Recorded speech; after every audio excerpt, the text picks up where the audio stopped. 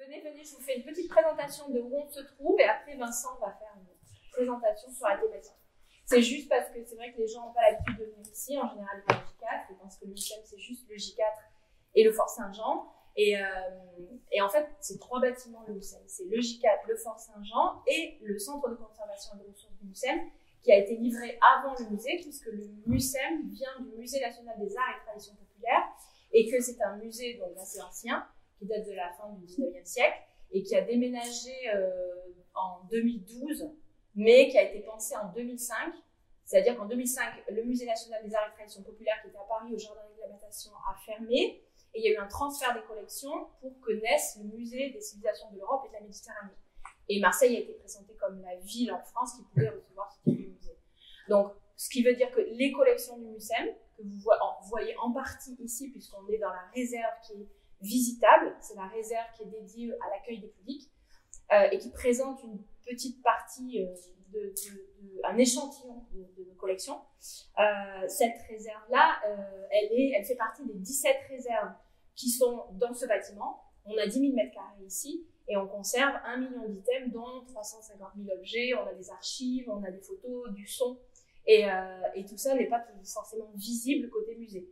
Donc cette partie du musée est quand même importante puisque ce sont les réserves. Elles accueillent du public, mais pas partout. C'est pour ça qu'effectivement, la grande réserve, elle est accessible qu'à certaines occasions, pour certains événements ou surtout les journées du patrimoine. Voilà. Ici, c'est l'appartement témoin, donc ça permet de voir aussi tous les pôles qu'on conserve au niveau du musée. Vincent Giovannoni est en charge des arts du spectacle, mais on a aussi, par exemple, des pôles croyances et religions, sport et santé, corps, apparence, sexualité, mobilité, métissage, communication, commerce, industrie, artisanat. On a un secteur art contemporain qui comprend pas mal le graffiti. Et on a un pôle, un secteur art, histoire du musée, puisque c'est un des premiers musées de société et que ça a fait, c'était important, l'histoire des musées, des écomusées, c'était un des premiers à conserver des objets du quotidien. Donc on n'est pas un musée de beaux-arts, on conserve des objets de la vie de tous les jours pour une transmission et pour autre chose éventuellement. Voilà. Donc je laisse la parole à Vincent. Voilà, donc cette première partie, ça m'amuse d'ailleurs que ça soit enregistré pour cette partie-là. On n'avait pas prévu ce premier moment de présentation générale, mais comme vous l'avez dit, il y a une partie des gens qui souhaitent assister à cette matinée, qui sont allés au J4. Il y a une sorte de tri qui s'est opéré entre ceux qui sont très futés, qui ont compris que ça se passait ici, puis les autres qui sont allés ailleurs. Ça leur fera plaisir de pouvoir regarder tout ça en replay. Donc les arts du spectacle au MUSEM, c'est une collection effectivement ancienne. Alors on n'est pas vraiment sur le spectacle, mais sur la partie d'instruments de musique. La pièce qu'on considère comme la plus ancienne dans nos collections est un tambour, donc un instrument de musique, hein, pour faire simple. Et les arts du spectacle aujourd'hui, c'est une collection de près de 35 000 objets, plus un nombre d'archives absolument phénoménal.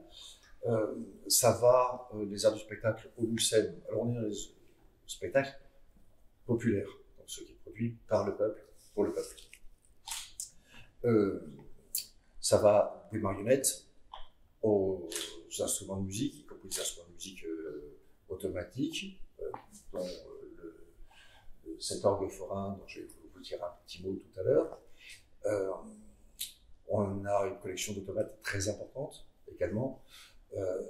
À chaque fois que je parle du cirque, des collections de cirque, art forain, automates, marionnettes, on est dans les premières collections européennes, voire mondiales, en quantité et en qualité également, bien sûr. Les arts du spectacle sont très loin, puisque nous, ça s'étend jusqu'à la tauromachie, qui pourtant dépend du ministère toujours de l'Agriculture. Mais bien sûr, des costumes de torero et tout un ensemble d'éléments relatifs à la bovine, donc les jeux avec les taureaux qui sont chers à notre région et au monde méditerranéen en général. Mais oui, pour une petite assise pour cette histoire puisqu'on est en pleine saison de bovine, donc de jeux avec les taureaux. Quand on parle d'Amérique latine, c'est des grands spectacles, c'est le rodeo. Alors en français on dit rodeo, en général, mais rodeo. Et la corrida pour la partie Colombie, Venezuela, etc. etc.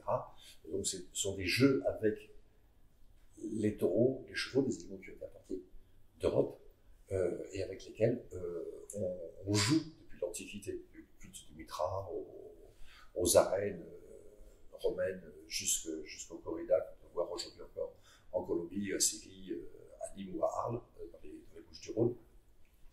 On est sur une histoire qui est à la fois très locale, une histoire méditerranéenne, et qui finit par devenir une histoire monde. Le spectacle ayant bien sûr une part très très importante dans cet effet de globalisation. Et parmi les champs importants, très importants du Mucem, nous possédons, je vais y revenir tout à l'heure, un fonds qui s'appelle le fonds du musée de la chanson française, qui est un projet qui n'a pas réellement vu le jour, qui a été porté par monsieur qui s'appelait Louis Merlin, patron d'Europe 1, créateur de la maison disque Fontana, qui avait accompagné la chanson française pendant toute sa vie, qui s'inquiétait de voir tout ça disparaître au profit des yéyés et du rock'n'roll, donc du grand n'importe quoi, et qui donc a collecté en masse, en animant des soirées pour ramener de l'argent, demandant aux artistes de bien vouloir déposer des œuvres. Donc je vous en présenterai quelques-unes. Et on a comme ça tout un ensemble de partitions absolument remarquables et intéressants pour comprendre ce qu'a pu être la chanson française jusque dans les années 60. Louis Merlin, à l'époque, était déjà un peu un vieux monsieur, et donc pour lui, ça s'arrête avec Miss Aguette et Maurice Chevalier. Les collections du Mucem reprennent par la suite sur les questions de musique amplifiée avec, pour la partie française, Johnny Hallyday, Eddie Mitchell et tout ce qui pouvait tourner autour du golfe de Rouen. Voilà, donc ça c'est pour ce qui est spécifiquement chanson. Pour la partie rire, on a également beaucoup, avec les arts du cirque, les clowns, on a une très belle collection de cartons, c'est-à-dire de dessins des costumes vicaires, les costumes vicaires étant les costumes emblématiques les plus importants des clowns. Un clown qui avait parfaitement réussi sa vie se faisait faire sur mesure un costume vicaire. Costume vicaire, il faut comprendre, c'est des costumes à paillettes, des clowns, on a tout ça quelque part dans notre cerveau comme image. Ça valait le prix d'une voiture à l'époque. Donc il fallait quand même un clown qui avait particulièrement réussi pour pouvoir s'offrir ce genre de costume. On a toujours sa partie justement clown, bien que le rire ne soit pas, je pense sous le contrôle de Jacques Sardou, n'est pas réservé au clown, mais on a toutes sortes de choses qui des fois m'amusent. Vous voyez, on a en lien avec la Philharmonie de Paris, qui a évidemment une grande collection d'instruments de musique. On a aussi beaucoup d'instruments de musique, assez étonnamment d'ailleurs, plus d'instruments de musique ici, mais très populaires. Il y a des sifflets en bois, des instruments, on va dire, sans grande noblesse, mais moi personnellement, j'ai déjà sifflé dans des sifflets en bois. Alors, j'ai jamais touché un violoncelle de ma vie, ou une clarinette, c'est des questions de moyens. Donc, on est sur des instruments très populaires. Et donc, on nous a demandé qu'est-ce qu'on avait comme instrument de musique. Parmi les instruments de musique que j'ai cités, on a dans les vitrines, vous pouvez le voir peut-être tout à l'heure, un gant blanc de clown avec des petits sifflets au bout des doigts qui permettaient, dans un numéro, d'augmenter le spectacle par un petit peu de musique. Voilà, pour combler les manques, les transitions, un petit peu comme je suis en train de le faire, en attendant que nos amis y arrivent du J4. Et si vous le voulez bien, je vais vous montrer quelques pièces. Donc, la partie importante des collections du Mucem, on a toutes les arts du cirque, qui est une collection extrêmement importante. Aujourd'hui, le fait de la collection publique, sans doute une belle collection à l'échelle de la planète. Et on a, par exemple, cette maquette du cirque Hamar, le cirque célèbre de l'après Deuxième Guerre mondiale, qui est présenté régulièrement, qui a été présenté un peu à la scène moyenne d'Arc-et-Senans, qui a présenté une très très belle exposition sur les arts du cirque. Donc, le commissariat a été confié à Bernard Kudlak. Bernard Kudlak, c'est le créateur et directeur du cirque Plume, et qui, au moment de boucler la boucle, le cirque Plume, qui a fermé ses portes, a mis en place une exposition rétrospective, non pas sur l'histoire de son cirque, qui aurait été un petit peu égoïste de son point de vue, c'est extrêmement généreux, fait une exposition au cirque. Et quand je dis extrêmement généreux, c'est que vous voyez, au plus loin, on se dit, ah, c'est du cirque, un clown, c'est presque une insulte souvent, clown. Même au chez nous, un clown, c'est ce qu'on appelle avoir un clochard, un SDF, c'est une insulte. Le clown, c'est un train de savate, c'est rien. Donc, souvent, on imagine que les gens du cirque ne sont pas grand-chose. Quand on discute avec quelqu'un comme Bernard Kuglak, on est sidéré, quel que soit le peu de préjugés qu'on pense avoir, par son niveau d'intelligence, de culture, le nombre d'auteurs qu'il a pu lire, et pas simplement, il y a beaucoup de gens qui disent qu'ils ne comprennent pas grand-chose, qui sont capables de l'analyser pour cultiver la poésie qu'il offrait aux spectateurs du cirque public. Donc ici, c'est une très belle maquette de cirque. Alors ici, à côté, après-guerre, il y a une grande expansion du cirque itinérant. Auparavant, les cirques itinérants, on se déplaçait avec 2-3 roulottes, des chevaux, mais on n'est pas les mecs, faire beaucoup plus. Pour présenter les grandes ménageries et les grands spectacles, il fallait avoir des moyens automobiles. Et la fin de la Deuxième Guerre a laissé sur place une sorte de camion, des tracteurs, des semi-remorques, qu'on a un peu laissé à l'abandon et que les gens du cirque ont réutilisé pour organiser les spectacles. La première chose qui permettait de se déplacer un grand chapiteau, déplacer des animaux, déplacer des artistes en nombre, du matériel, quand on fait des grands niveaux d'acrobatie, de trapèze, il faut pouvoir emmener tout ça.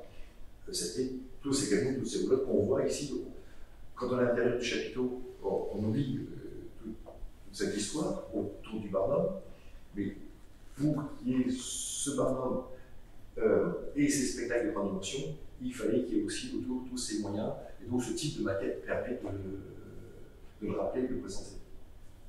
Celle-ci est une très belle maquette, restaurée récemment, avec beaucoup d'attention, beaucoup d'amour. Je suis toujours étonné, vous êtes métier de restaurateur, on imagine que c'est des gens qui restaurent des chefs-d'œuvre au Louvre et qui, entre guillemets, ne s'abaisseraient pas à mettre beaucoup d'attention, d'amour dans la restauration d'œuvres populaires. Je suis toujours fasciné par la gentillesse, l'ouverture, la précaution de ces restaurateurs, que je remercie énormément. Déjà pour l'amour qu'ils apportent dans ces pièces et qui transparaît par la suite. C'est toujours très touchant. Et pour ce qui est du travail des restaurateurs, on va y venir, puisque toujours pour cette même exposition à la Saline Royale, lieu sublime, pour ceux qui ne connaissent pas la Saline Royale, allez-y, architecturalement, c'est à tomber. Pour mes goûts à moi, c'est l'architecture industrielle, mais pour mes goûts à moi, c'est beaucoup plus intéressant que la salle. Mes goûts à moi. Mais bon, je suis d'origine protestante, on verra tout à l'heure. Vous comprenez qu'un protestant ne soit pas parfaitement intéressé par la demeure du mausolée. Je vous renvoie à l'histoire. Donc, parmi les très belles pièces de nos collections, on a ce limonaire. Je vais vous expliquer ce que c'est. On a plusieurs orgues forains, comme celui-ci. Alors, il y a des orgues qui étaient construits pour. Vous connaissez tous aujourd'hui les boîtes, les discothèques. Non, pas des discothèques, il y avait des disques. Avant les discothèques, il y avait des orchestres qui jouaient. Et puis aujourd'hui, c'est du MP3, c'est chargé, ça permet toujours de danser. Donc il y a des orgues qui ont été construits pour remplacer les orchestres. Ça coûte un petit peu cher d'acheter un orgue au départ, mais ça coûte quand même moins cher que d'entretenir un orchestre. C'est pas le qu'on a aujourd'hui, la création musicale, c'est pas l'époque de Mozart. Ça ne coûtait pas grand-chose d'utiliser 40-50 musiciens pour jouer ci ou ça. Mozart beaucoup plus encore de Beethoven. Aujourd'hui, quand il faut payer 50-60 musiciens pour interpréter un morceau, ça coûte très très cher.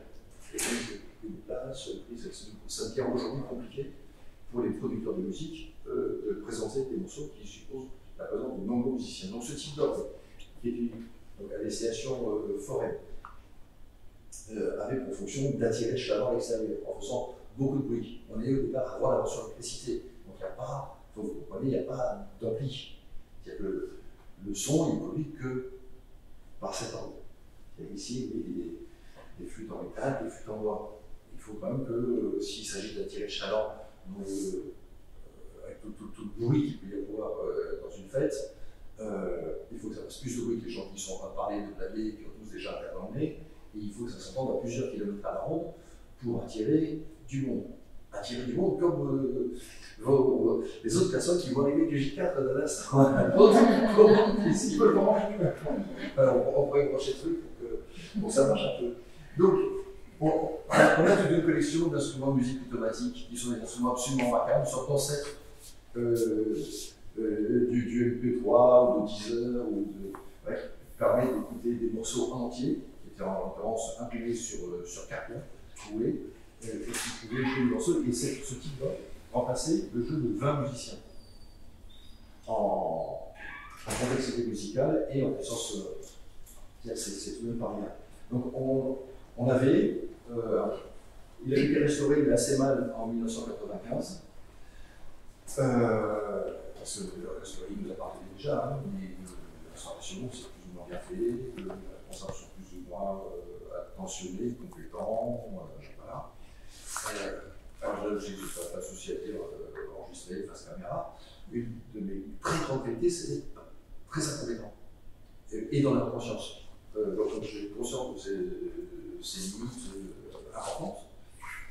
Je vais poser la question à ceux qui savent, pour pas passer par la suite pour un idiot. Une famille qui ne vaut mieux rien dire et passer pour un idiot que l'ouvrir et ne plus laisser aucun doute. Dans mon cas, je dis rien, question à ceux qui savent. Donc, pour cette question à la saline, on va présenter Céline Monnet, qui avait un sujet central ici, qui était dans un salle qui était un monsieur. Et puis, je me suis rendu compte dans les archives qu'en fait, quand on l'a acheté, il y avait une dame. Un monsieur, un jeune homme, mais une dame qui était là. Et la dame en question, elle existait, mais elle était mangée par les vers, il y avait une pense-poids qui était tombé, le bras qui était cassé. J'ai dit qu'on allait la faire restaurer. Donc il y a des gens qui ont pas mis dessus, donc les restaurateurs, qui ont reconstruit tout ce qu'il y avait autour de cette petite statuette. Et qui l'ont mise en couleur sur la base des couleurs qui étaient présentes. On a été chercher l'équipement comme on fait pour une très grande toile, d'une très grande production, une toile de plusieurs millions d'euros. On a cherché l'équipement puis on remet l'ensemble en couleur. Et une fois remise en couleur, là, du coup, je voyais cette robe comme ça, à la romaine, directoire, ou on sait quoi avec cette femme un peu bien en chair. C'est un personnage, c'est pas une sculpture au hasard. Et quand on cherche un tout petit peu des archives, on s'aperçoit qu'en fait, cette statuette ressemble incroyablement à une dame qui s'appelait Hortense Schneider, et qui était la cantatrice préférée d'Offenbach, et qui a tenu les principaux des opéras bouffe. Au moment où cette œuvre a été réalisée, elle était encore au sommet de sa gloire. Et donc on imagine très aisément que la personne qui fait réaliser ce linéaire, pour le vendre, vous voyez, je rajoute un peu et vous faites une Hortense Schneider. Et on a fait une Hortense Schneider.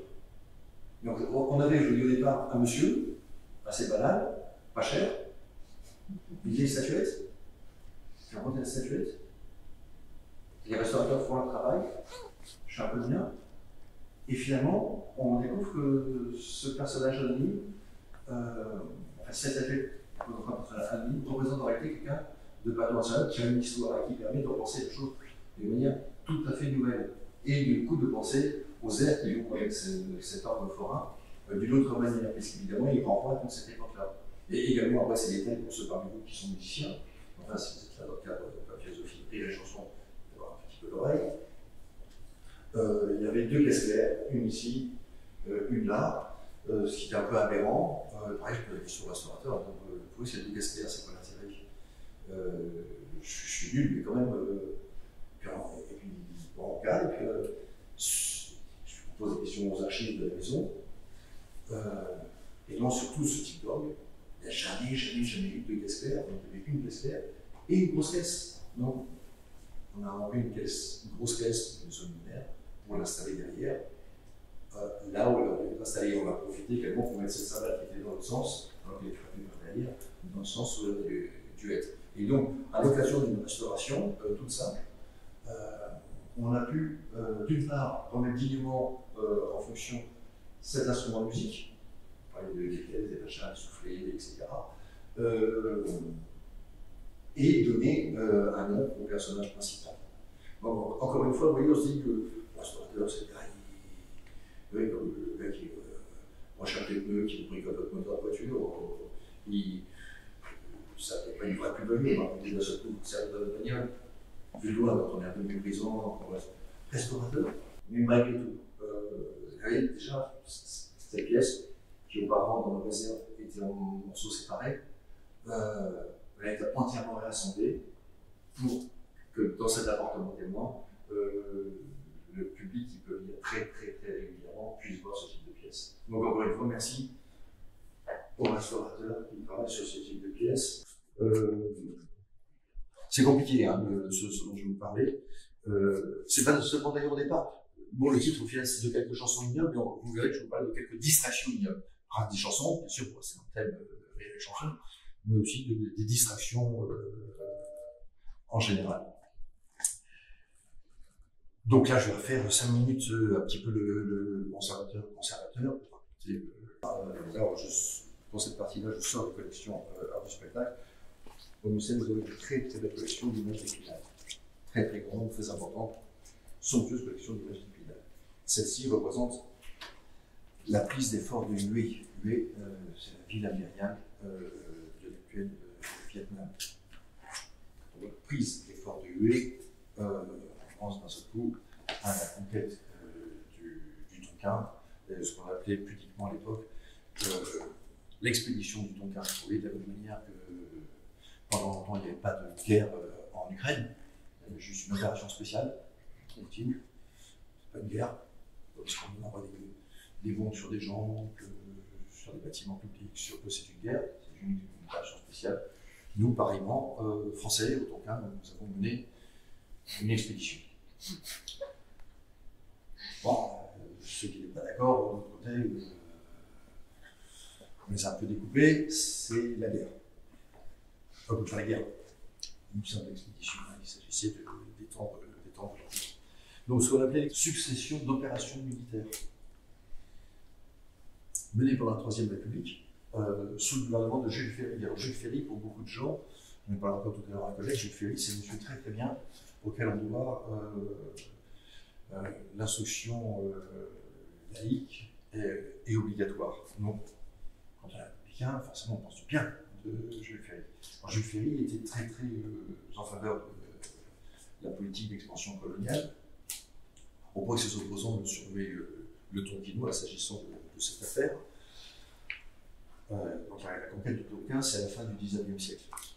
On oublie que dans les années 70-71, vous avez tous entendu parler de la Commune de Paris, en général, Jules Ferry était maire de Paris, et donc quand il y a eu les insurgés, fédérés, lui qui était maire, il n'a pas du tout supporté vouloir être remplacé par du peuple, et donc ils font partie de ceux qui ont, en tant que maire de Paris, largement poussé à ce qu'on calme les fédérés, les communards.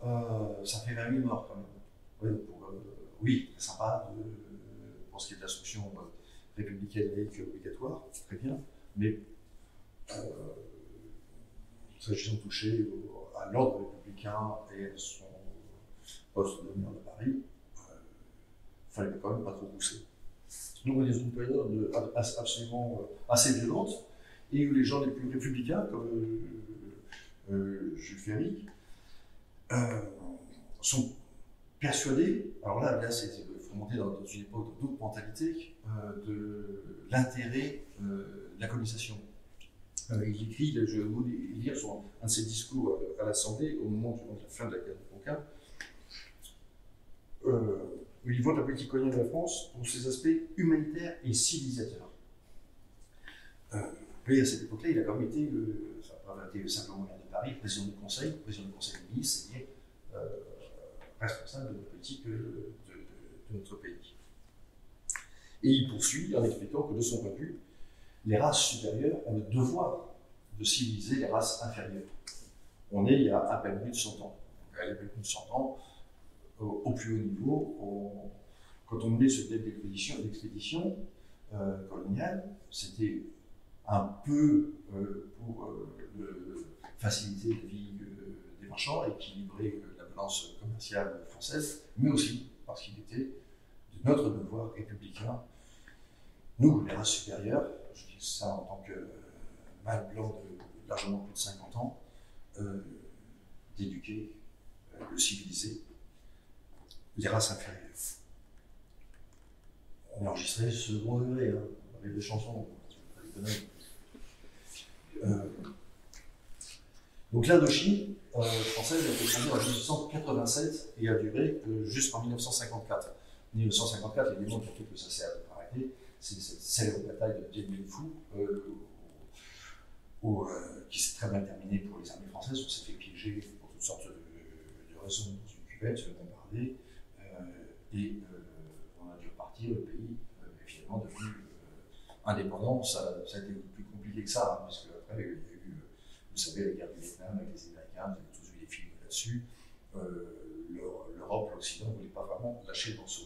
Donc fin 19e, ça dure jusqu'en 1954, avec une politique quand même coloniale très, très coriace et très tendue. Vous dites qu'il y a des rapports avec les chansons, Jacques Serrault qui s'énerve, mais c'est quoi le rapport? Alors il y a des gens connus dans le métier de distraire, voilà, comme Maurice Chevalier. Alors, je vous ai parlé tout à l'heure du Fonds de la chanson française, qui est dans nos collections. Nous avons ici un canotier de Maurice Chevalier, dédicacé pour le musée de la chanson française, 1965.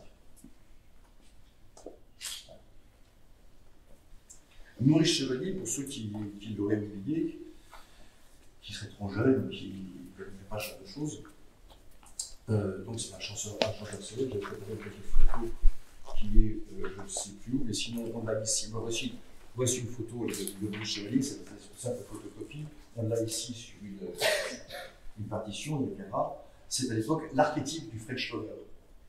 Donc il a son canotier très foncé, des bords de main, des promenades au bord de l'eau, un petit vin blanc. Il a eu une carrière hollywoodienne, donc il a vivre un temps avec en France, avec Mistinguett, et puis après des aventures avec Fréhel. S'il y a un côté sympathique, c'est quand il est avec Fréhel, il est défoncé à la cocaïne et qu'il a beaucoup de mal à s'en sortir.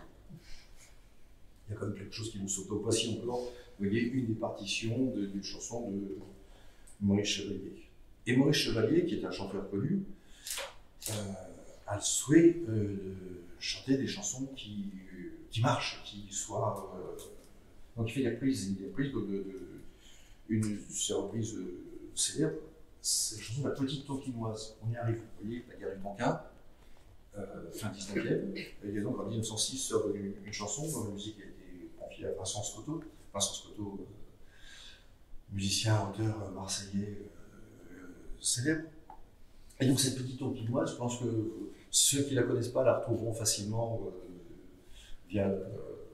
Voilà. Madame, vous êtes d'accord pour la chanter un petit peu face à moi? Non? Ah oui, vous avez chanté, voilà. On fait sa valide et puis après. Alors, donc dans les chansons de cette petite. Ma Tonkiki, ma Tonkinoise, voici une chanson célébrissime de l'époque. Et quasiment tout, on l'entend fredonner dans plein de films, il y a les vieux qui la chantent, ma Tonkiki, ma Tonkinoise, ah c'est mignon ma Tonkinoise. Alors je vais vous lire les paroles de ma Tonkinoise. On a ici, voilà, la version originale, chantée par Paulin, qui était un chanteur extrêmement connu à l'époque. Voilà, je vous donnerai une photocopie tout à l'heure, pour ceux qui sont venus jusqu'ici. Voilà, pour la photo de sur le doigt, comme ça. Donc voilà les paroles. Pour me distraire sans manière, au Tonkin, je suis parti. Pour me distraire sans manière. Aventure coloniale. Hein? Ah, quel beau pays, mesdames. C'est le paradis des petites femmes. Et j'espère qu'il n'y a pas de féministes, parce que c'est chrétiennes. Elles sont belles, elles sont fidèles. Et je suis devenu chéri d'une petite femme du pays qui s'appelle Mélaonie. Sympa comme prénom. Mélaonie. Très gentille. C'est la fille d'un mandarin très fameux. C'est pour ça que sur sa poitrine, il y a 2 petites mandarines. Peu gourmande, elle ne demande, quand nous mangeons tous les deux, qu'une banane, c'est peu coûteux. Moi, je redonne autant qu'elle veut. Sympa. La colonisation, on a une petite nana sur place, et puis pour manger, tu veux de la banane, chérie? Enfin, je ne peux pas parler ça, vous imaginez bien tout ce qui est derrière, et le public sur place qui. Ah, c'est un peu chaud, mais bon, ah, les filles exotiques, c'est quand même autre chose que ma bourgeoise. on peut en faire ce qu'on veut. Voilà, donc là on est sur des chansons d'une certaine époque qui ne sont pas d'une grande noblesse. Cette chanson, dans une version plus épurée, il n'y a pas la partie où on mange la banane, etc. A été également chantée par Joséphine Baker. Joséphine Baker, ça on va y aller aussi, je ne fais pas de bêtises. Si vous voyez vaguement qui est Joséphine Baker, hein, une chanteuse célèbre et danseuse, on va y revenir. Donc Joséphine Baker est née en 1906 à Saint-Louis du Missouri. Là aussi, un petit retour sur l'histoire, c'est très important de contextualiser historiquement, quel que soit le sujet sur lequel on travaille, toujours penser au contexte historique. Vous voyez le bâton quinoise, quand on sait qu'on est quelques années après la conquête du Tonkin, et qu'il s'agit d'un peuple colonisé soumis au joug d'un pouvoir qui n'est absolument pas là pour rigoler, on commence déjà à écouter la chanson un peu d'une autre manière. Et les rapports, évidemment, sont pas équilibrés. Là, on a vraiment le mal blanc avec son sujet colonisé. Donc, Joséphine Baker, née en 1906 à Saint-Louis, Missouri. Aux États-Unis, une loi qu'on appelle Jim Crow impose jusqu'en 1964, en fait jusqu'en 1968, une stricte ségrégation raciale. Ça aussi, tout le monde a entendu parler. Les robinets pour blancs, les robinets pour noirs dans les lieux publics, les cinémas avec les entrées pour les noirs, les cinémas et les théâtres, entrées pour les noirs, entrées pour les blancs, et jusqu'à la fin des années 50, quand on était noir, quand on était blanc, on s'asseyait devant en plus sur les jeux de classe, et quand on était noir, on se mettait derrière. Donc il y avait quand même aussi un régime qui ne régulait pas vraiment trop, et c'était des jurés, c'est-à-dire c'était inscrit dans la loi, c'était pas de fait qu'on n'était pas super sympa aujourd'hui. Et quand on parle de racisme, oui, les blancs peuvent être racistes, la gamme, ça existe, plein. C'est pas légal. Là, à l'époque, c'était légal. T'es noir, tu vas là. T'es blanc, tu peux aller là. Donc, Joséphine Baker grandit dans ce monde-là, dans son petit Missouri, loin, et puis comme pleine d'énergie et qui a le projet d'avancer. Elle arrive très très jeune à se produire à Broadway. Broadway, vous voyez, c'est le centre de New York, le centre de Manhattan, l'endroit où se produisent les plus grands, les plus beaux spectacles nord-américains. Un artiste américain, son projet absolu, c'est un jour de pouvoir se produire à New York, Manhattan, Broadway, le top du top. Et il arrive à jouer très très jeune dans des spectacles à Broadway. Et je saute une feuille. Donc, au terme de la Première Guerre mondiale, et principalement en France, l'île s'intéresse alors à la production esthétique des peuples colonisés. Je me suis amusé à développer ce terme-là hier en finalisant l'écriture de cette petite présentation. Voilà qu'on appelait plus généralement les arts nègres. Déjà, les arts nègres, aujourd'hui, ça peut être un peu incorrect, mais c'est une production esthétique des peuples colonisés.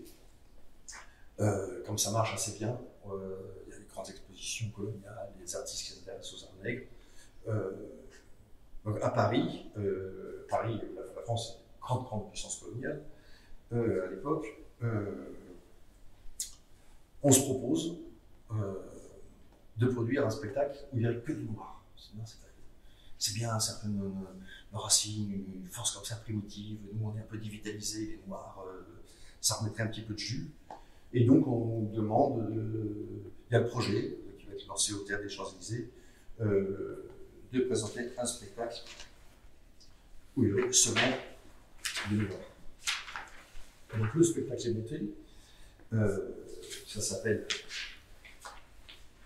La Revue Nègre, ici. Et on n'a pas ces affiches-là dans les collections du musée, c'est pour ça que je vous présente une simple photocopie. Celui-ci, on l'a présenté dans une exposition récente au Mucem. Cette affiche-là appartient aux collections du Musée des Arts Décoratifs. On y voit Joséphine Baker, sauf que l'ensemble est un peu déceptif pour les producteurs, puisque les producteurs de musique, c'est des producteurs, des gens, c'est un business. Et ils sont un peu déçus parce que La chanteuse, leader de la formation, c'est une chanteuse de blues. Et puis il y a des musiciens, et vraiment Sidney Bechet qui est dans la formation. Et Sidney Bechet, c'est un peu. C'est trop cultivé, c'est pas ce qu'on. Alors pour les Américains, ils comprennent, mais pour les Français, c'est en fait la musique noire, un truc roots qui soit. Et bien ils ont pas le choix. On a fait venir ces artistes, donc on va faire une soirée blues, jazz. Paris est totalement fasciné par le jazz. Et puis, on va un petit peu sur le Charleston. Et pour les producteurs utilisent le mot en disant c'est bien votre projet, mais juste quelques jours avant que ça soit présenté, c'est pas assez nègre au sens colonial de l'époque. Et donc, le metteur en scène a l'idée, repère parmi les choristes la jeune Joséphine Baker, et lui dit tiens, voilà, tu vas à fond, tu vas faire l'intro, la fermeture. Tu vas danser un truc qui s'appellera la danse sauvage. Et tu danseras avec machin.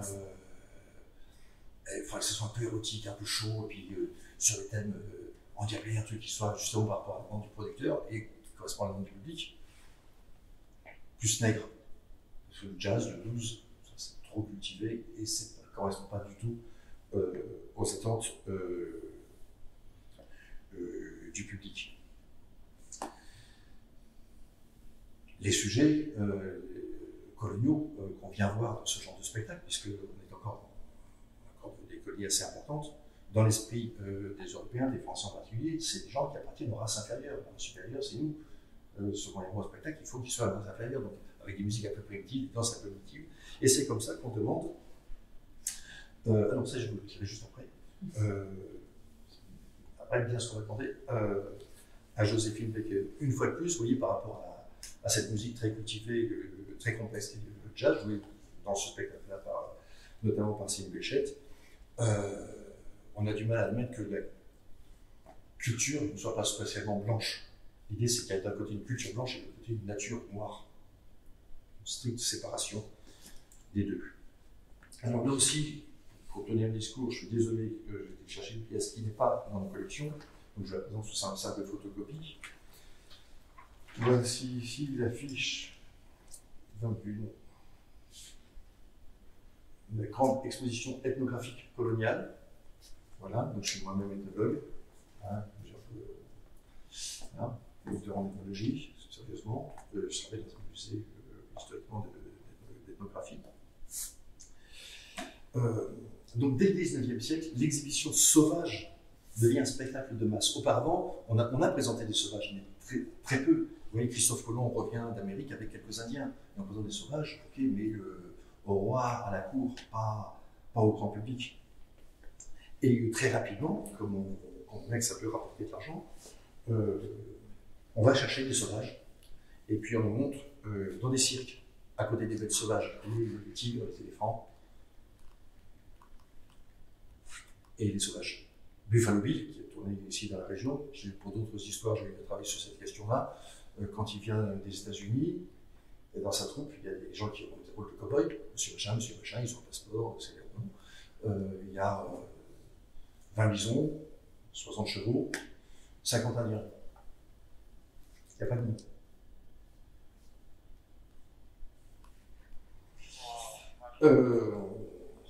Donc on les présente comme des bêtes exotiques dans les jardins de boîtes d'acclimatation. Et pour les montreurs d'ours, bon, c'est le métier, en plus de montrer les ours et des bêtes sauvages, on va montrer des moires.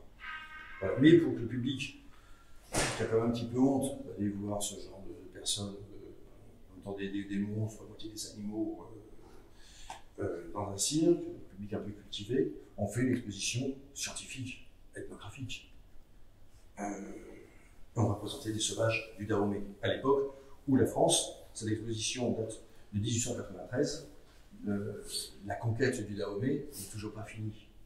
Et sur l'affiche, également, vous remarquerez aisément, on a une tête de pithécanthrope, hein, je ne sais pas d'où le graphiste a trouvé ce genre de visage. On voit une femme qui est torse nu. Et d'autres derrière, les fameuses Amazones du roi Béanzin, qui sont également torse nu. Alors, c'est pas seulement qu'elles soient torse nu, parce que c'est la coutume sur place qui va intéresser le public. là aussi tout ça est enregistré, c'est qu'une exposition avec des gonzesses à poil. Ça va attirer le public. Les gens qui vendent le spectacle, ils savent très bien ce qu'ils font. Je garde ça ou je coupe? Pardon? Je coupe au montage, ça? Gardez-le. J'assume, c'est le genre de... On est dans une époque. Et on sait très bien que pour vendre, ça facilite les choses. On aurait très bien pu prendre un guerrier farouche, non, on a une fille, les seins nus. Et en 89, alors là je suis très content, c'était pas prévu du tout, mais en 1889, on inaugure, dans le cadre de l'exposition universelle, la Tour Eiffel. Création, preuve absolue du génie européen, du génie occidental, capable d'élever une grande tour métallique. Extraordinaire. Et cette même année, au pied de la Tour Eiffel, on présente des sujets coloniaux dans des villages nègres. C'est-à-dire que d'un côté, très haut, très élevé, il y a le génie européen, et puis en bas, dans la petite case, il y a les races inférieures. Dans des musées, dans des expositions à caractère ethnographique. Et ces femmes, bien sûr qu'elles sont féroces, bien sûr qu'elles ne sont pas là pour plaisanter, qu'elles n'ont pas hésité à lui faire manger de la banane tous les jours, pour reprendre l'expression chantée par Maurice Chevalier. Mais elles sont quand même d'un exotisme fascinant. Là, on revient sur Joséphine Baker, dont je vous ai parlé tout à l'heure, qui joue dans ce spectacle, La Revue Nègre. Et on lui demande donc en ouverture et en fermeture de jouer une scène qui va s'appeler La Danse Sauvage, en lui demandant d'insister sur les caractères érotiques et subjectifs du jeu, avec un danseur. Bon. On lui demande également, comme la sauvage du Dahomey, de se mettre seins nus. Il faut imaginer que c'est une jeune femme qui vient des États-Unis, un pays qui a priori n'est pas vraiment un pays sauvage, mais comme elle est noire, on dit la blague là, tu vas te mettre les seins l'air parce que le public il aime bien, et tu vas danser de manière un peu, vas-y, ça va chauffer le public. Et quand on met, après le spectacle de La Revue Nègre, il y a un autre spectacle qui est créé, ça c'est le théâtre de La Revue Nègre, c'est au théâtre des Champs-Élysées, aux Folies Bergères, devant la réussite financière, bien sûr, succès public. Le succès public, c'est la réussite financière du projet théâtre des Champs-Élysées. Aux Folies Bergères, on prenait un spectacle qui s'appelle La Folie du jour. Je n'aurais pu dire une chose de là, par contre, je ne vais pas le dire. Dans le spectacle La Folie du jour, Joséphine Baker va de nouveau être la star de la chose. Et on lui demande voilà, de danser. Ça, c'est l'image qu'on a à peu près tous de Joséphine Baker, qui danse avec une ceinture de banane. Ce qu'il faut comprendre, ce qu'on ne dit pas en général, c'est que Joséphine Baker, ok, elle a été mariée jeune, voilà. Mais à l'époque, elle a 19 ans. En droit français, en droit américain, à l'époque, on est majeur à 21 ans. Jusqu'à 19 ans, on est mineur. Donc, de fait, c'est une mineure qui danse à moitié nue. Personne n'a jamais dansé les seins nus face au public. Et là, ok, elle est américaine, mais cette fille est noire, elle dansait les seins nus. Et lors d'un premier spectacle, elle avait des plumes. Là, on lui met des bananes. Alors, on lui met des bananes parce que c'est encore plus rustique et exotique. On fait des plumes. Et que c'est associé au monde africain, au monde seul, mais c'est aussi un symbole phallique. Ça aussi, c'est assez brigade, comme la banane de ma petite tonkinoise. Et donc, on lui demande de danser les seins à l'air avec des symboles phalliques qui vont s'agiter autour d'elle. C'est-à-dire que quand on dit « Ah, Joséphine Baker, c'est sympa, c'est... Ah oui, quelle danseuse libre, libérée. Oui, elle a un côté faux-folle, et qu'elle assume, elle est très gaie, très joyeuse, très... mais dans l'esprit des producteurs qui lui disent « Tiens, oui, vous êtes là, il n'y a pas plein de jeunes femmes, j'en prends une, je dis tiens, est-ce que je vais. Un plan, on va gagner des sous, tu te mets des serviettes, puis avec des trucs phalliques autour de la table, vous allez comprendre que c'est monstrueux. Et souvent, quand on s'occupe de Joséphine Baker,